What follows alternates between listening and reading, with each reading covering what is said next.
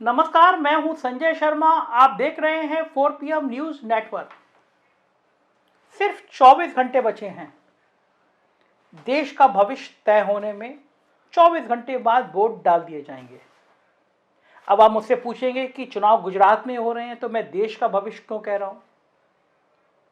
जनाब, चुनाव तो गुजरात में हो रहे हैं, लेकिन सब जानते हैं कि गुजरात के चुनाव में कुछ भी लोचा हुआ तो दिल्ली की कुर्सी बहुत दूर हो जाएगी। बहुत चर्चा हुई। आज हमने अपने 4 PM अखबार की लीड खबर छापी थी और उसकी हेडिंग यही थी। मेरी गुजरात के बहुत सीनियर जर्नलिस्ट से बात हुई। इंडियन एक्सप्रेस में संपादक रहे हैं दर्शन देसाई जी, उनसे बात हुई। 4 PM गुजरात हमने लॉन्च कर दिया है। मयूर जानी जी गांव गांव जिले जिले में लोगों से बात कर रहे हैं, उनसे संवाद हुआ। एक निष्कर्ष निकल के आया वहां के ब्यूरोक्रेट से, पॉलिटिकल सिस्टम से, जर्नलिस्ट से। अगर भारतीय जनता पार्टी 130 सीटें क्रॉस कर गई तो नितिन गडकरी और राजनाथ सिंह का भविष्य खतरे में पड़ जाएगा। बहुत सीनियर जर्नलिस्ट हैं, अशोक वानखेड़े जी, उन्होंने तो यहां तक कह दिया कि अगर 130 सीटें क्रॉस कर गई तो गडकरी और राजनाथ का टिकट अगली लोकसभा में काट दिया जाएगा, टिकट ही नहीं मिलेगा। लेकिन रुकिए, इन लोगों ने यह भी कहा कि अगर बीजेपी 100 से कम रह गई तो प्रधानमंत्री नरेंद्र मोदी और गृह मंत्री अमित शाह, अंबानी और अडानी, इन सब का भविष्य खतरे में पड़ जाएगा। यानी इधर कुआं उधर खाई। गुजरात तय करेगा कि कौन सा खेमा मजबूत होने जा रहा है। क्या मोदी शाह का खेमा मजबूत होने जा रहा है, या गडकरी और राजनाथ का खेमा मजबूत होने जा रहा है, या फिर कांग्रेस एक नई विजय की तैयारी कर रही है। गुजरात बहुत कुछ नए आयाम स्थापित करने जा रहा है और आज कांग्रेस ने सुनियोजित तरीके से एक शतरंज बिछाई, एक चौसर बिछाई, अपने प्यादे सजाए और भारतीय जनता पार्टी उसमें फंस गई। देखिए, चुनाव का गड़े समझिए। चुनाव में जो आपके मुख्य विपक्षी दल होता है, जिससे आपका मुकाबला होता है, जिससे आपका कंपटीशन होता है, सपोज ए का मुकाबला बी से है, तो ए की सारी रणनीति इस बात पे तय करेगी कि पूरे चुनाव में वो बी का नाम ना ले और सी की बातें करता रहे। उसको पता है कि सी सत्ता में नहीं आएगी, लेकिन सी पे इतने तीखे हमले बोले कि बी की पार्टी कंफ्यूज हो जाए। और जब चुनाव में 24 घंटे बचे हों तो बी पलट के ऐसा अटैक करे कि मजबूरी में ए को बी की बातें करने पड़े, तो सारी शतरंज की चौसर उल्टी हो जाती है। आप समझ नहीं पाए तो मैं आपको समझाता हूं। पिछले 1.5 महीने में भारतीय जनता पार्टी चुन चुन के आम आदमी पार्टी पर हमला करती रही। ये बात मैं भी जानती हैं, ये बात आप भी जानते हैं और ये बात केजरीवाल भी जानते हैं कि आम आदमी पार्टी गुजरात में सरकार नहीं बना पाएगी। तो अगर आप सोच रहे होंगे कि जब केजरीवाल भी जानते हैं और जब बीजेपी भी जानती है तो फिर बीजेपी केजरीवाल के इतना पीछे क्यों पड़ी है। पिछले 3-4 महीने से सत्येंद्र जैन केजरीवाल के मिनिस्टर जेल में हैं, हवालात में बंद है, तिहाड़ में बंद है। उनके वीडियो वायरल किए जा रहे हैं। कभी उनका खाना खाते हुए वीडियो वायरल हो रहा है, कभी उनका मसाज कराते हुए वीडियो वायरल हो रहा है। तो आखिर कारण क्या, क्यों हो रहे हैं। मनीष सिसोदिया के शराब कांड को लेके गोदी मीडिया के चैनल दिन दिन भर डिबेट चला रहे हैं, शराब सिंडिकेट से जोड़ रहे हैं। लग रहा है कि इसे मनीष सिसोदिया ने घर में बैठ के करोड़ों रुपए की घूस ले ली है। फिर सीबीआई जा रही है, फिर ईडी जा रही है, फिर उनका लॉकर की जांच हो रही है, फिर उनके गांव तक पुलिस जा रही है। ये सब क्यों। टीवी पर लगातार आम आदमी पार्टी गोदी मीडिया जो आम आदमी पार्टी को दिखाती नहीं थी, वो केजरीवाल पे इन आरोपों को बढ़ चढ़ कर दिखा रही है।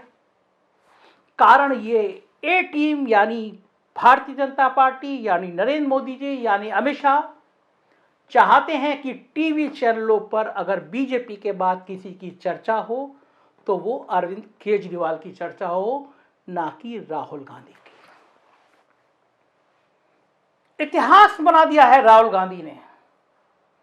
किसी ने सपने में नहीं सोची थी कि भारत जोड़ो यात्रा एक इतिहास बना देगी राहुल गांधी ने अपने पूरे करेक्टर को उल्टा पुल्टा करके रख दिया है। हजारों करोड़ रुपए राहुल गांधी को पप्पू बनाने में खर्च किए, मीडिया ने, कारपोरेट हाउस ने, पत्रकारों ने, लेकिन भारत जोड़ो यात्रा में राहुल के संग लाखों लोगों के आने की खबर, फुटेज, वीडियो और दीवानगी,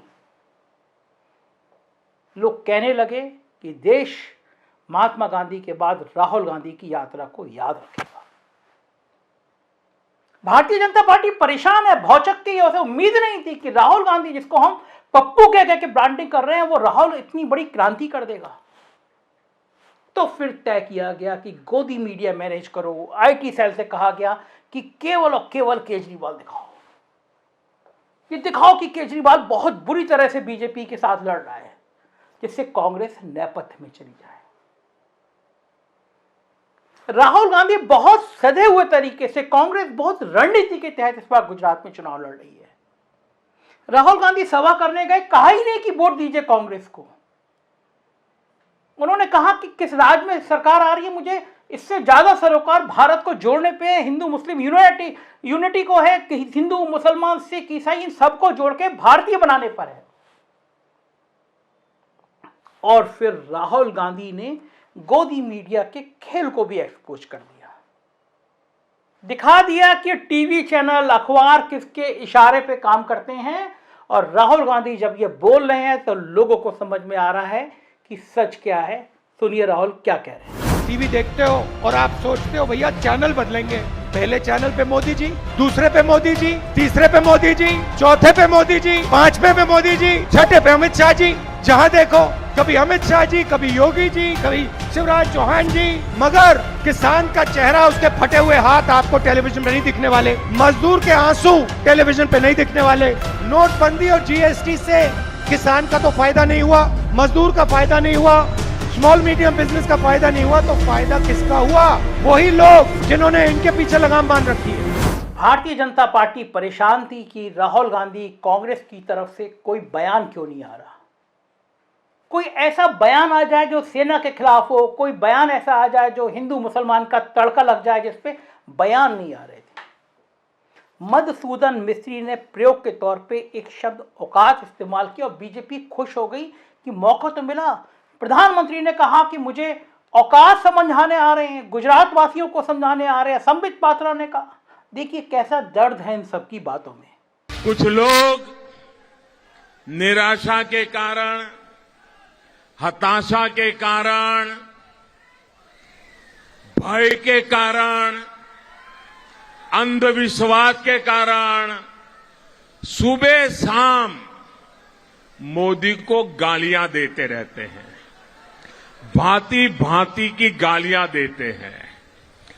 सारी डिक्शनरी मोदी को गालियां देने के लिए उन्होंने खपा दी है। मैं डेली 2 किलो, 2.5 किलो, 3 किलो गाली खाता हूं और परमात्मा ने मेरे भीतर ऐसी रचना कर दी है, ईश्वर ने ऐसे आशीर्वाद दिए हैं कि ये सारी गालियां मेरे अंदर प्रोसेस होके न्यूट्रिशन में कन्वर्ट हो जाती है। एक सकारात्मक ऊर्जा बन जाती है। रावण कहना और उसके लिए इस प्रकार के अपशब्दों का प्रयोग करना, यह केवल और केवल मोदी जी का अपमान है, ऐसा नहीं है। मल्लिकार्जुन खड़गे जी, सोनिया गांधी जी, राहुल जी, आप जान ले, यह प्रत्येक गुजराती का अपमान है। This is an insult which is rubbed into every Gujarati. यह गुजरात का अपमान है।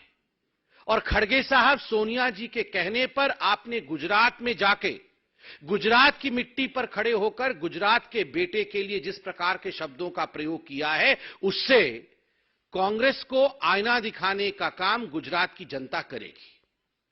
बंधुगण, मैंने इसलिए कहा कि मल्लिकार्जुन खड़गे जी के ये वक्तव्य नहीं है, ये वक्तव्य सोनिया गांधी और राहुल गांधी जी के, क्योंकि जिस प्रकार का नफरत गांधी परिवार में नरेंद्र मोदी जी के लिए रहा है, नतीजा हुआ है कि आरंभ तो सोनिया जी से होता है और गाली देने का काम तमाम कांग्रेस के नेता करते हैं।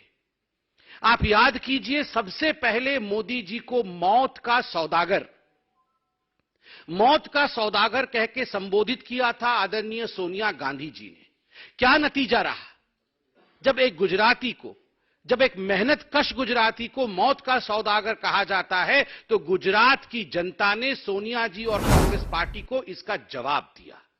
नतीजा हमने देखा है। और आज फिर से मल्लिकार्जुन खड़गे जी प्रधानमंत्री जी को रावण कह रहे हैं। और इतना ही नहीं, आज से एक हफ्ते पहले मधुसूदन मिस्त्री, जो कांग्रेस के बड़े नेता हैं, उन्होंने कहा था कि हम मोदी को औकात दिखा देंगे। मुझे कहते हुए दुख हो रहा है कि आज नरेंद्र मोदी जी पूरे विश्व में हिंदुस्तान कहां खड़ा है, किस पायदान पे खड़े हैं, इसको बता रहे हैं।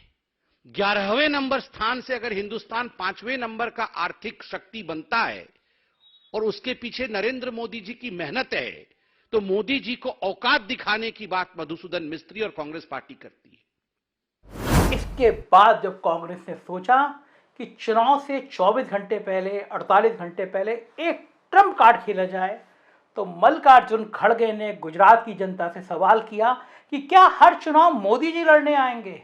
म्युनिसिपल कॉर्पोरेशन का चुनाव हो तो मोदी, विधानसभा का चुनाव हो तो मोदी। क्या मोदी रावण की तरह हैं जो उनके इतने सिर हैं? अरे आप तो प्रधानमंत्री हो, आपको काम दिया गया है, वो काम करो। वो छोड़ के municipal corporation election, MLA election, खैर एमपी इलेक्शन, उनको प्राइम मिनिस्टर बनना है तो फिरते रहते हैं, लेकिन हर वक्त अपनी ही बात करते हैं।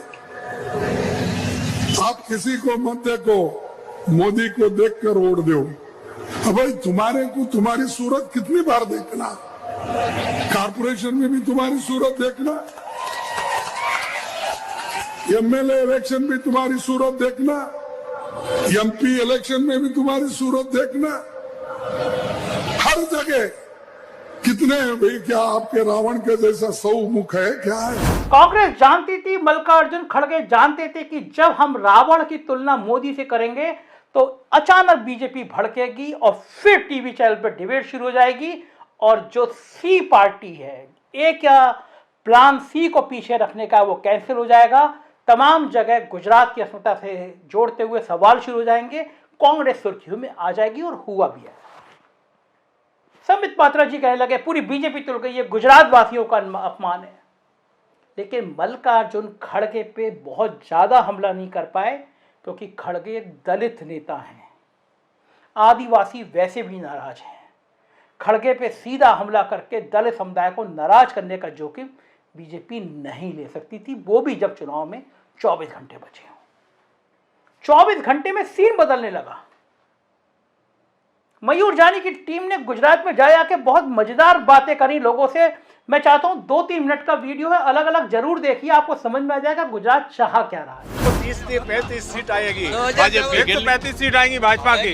देखो ये तो मैं भी तो कह रहे बदलाव हो रहा है, 130 बदलाव होगा। ये सर्वे कहाँ से मिला आपको?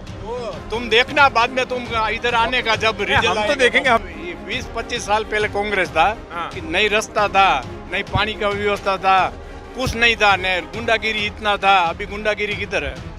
गुंडागिरी बंद हो गई है, बंद हो गए क्योंकि सारा गुंडा चला गया भाजपा में। तो विकास तो बहुत किया, सामने है विकास। तो बोल रहे हैं 160 साल पीछे धकेल दिया है। क्या धकेल दिया? अभी सामने विकास है, तुम नहीं देख रहे हो। हम तो पुल आ गया, ये विकास तो किया। अभी देश को युवा ही संभालेंगे, युवा संभालेंगे, तो कुछ युवा है तो इसलिए हम दाढ़ी रख के संभालते हैं ना, अब उनको छुट्टी करने की है। अब ये मोदी की छुट्टी करो, मोदी की छुट्टी करना चाहते हैं, नहीं तो नहीं संभलेगा देश। तो गुजरात मॉडल की बात पूरे भारत में चल रही है, आप क्या बात कर रहे हैं? दो बना रहे, सबको करना है। आदमी बोलता है, अच्छा मूर्ख बना रहे हैं, बना रहा है। यहाँ मॉडल नहीं है, बाकी तो फेंकू है सब, बाकी तो सब फेंकू है। अच्छा अंधभक्त है, इसलिए बीजेपी की तरफ क्या बोलते हैं। हैं विधानसभा में क्या माहौल है? 2000 रुपए लीटर भी पेट्रोल हुआ, परिवर्तन आ रहा है, सरकार बदल रही है। लोग तो मोदी जी के काफी दीवाने हैं। क्या बोला? अंधभक्त है, जो धर्म के पीछे दौड़ते हैं ना वो लोग। जो देश जिसके अंदर देश दाज है वो अब मोदी को नहीं देगा। वो बैलेट पेपर से चुनाव करके जीत ले। ये भी मशीन में गड़बड़ होता है बोलता है। मशीन में गड़बड़ होता है, ये कहाँ से ये? ये सब बात करते हैं।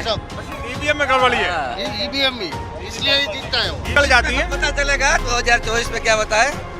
परिवर्तन बड़ा आएगा, बड़ा तरह आएगा। परिवर्तन चाहते हैं, हाँ, ये बीजेपी को चाहते हैं। जीएसटी नोटबंदी बात कर रहे हैं तो कैमरे घुमाइए जरा। ये मैं देख रहा हूँ, ये सज्जन क्या पिए हुए हैं क्या? ये जो है, ये जो लाल टी शर्ट में है, ये पिए हुए हैं क्या? अरे ये कैसे है?